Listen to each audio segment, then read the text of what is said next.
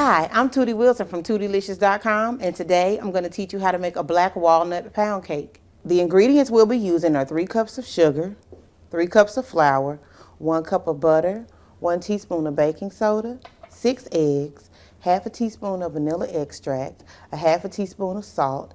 Then we have half a cup of sour cream or softened cream cheese. You can also use applesauce. Unsweetened is what I prefer. And if you decide to use this option, just use a half a cup in the mixture. 1 teaspoon black walnut extract, 1 cup black walnuts. The next thing we'll do is preheat the oven to 350 degrees. First we'll cream the butter and sugar. Next we'll add in the eggs one at a time. And we'll continue to beat that mixture until all the eggs are added.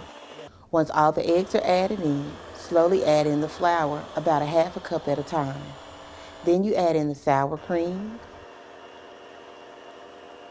the applesauce, the baking soda, the vanilla extract, and the salt while beating the mixture on a low speed. 1 teaspoon black walnut extract, 1 cup black walnuts. So now we're ready to bake our cake. So we're going to bake the cake for about an hour and 10 to 15 minutes, or until you can stick a toothpick inside the center. And if it comes out clean, then that means your cake is done. So there you go. That's how you make a black walnut pound cake.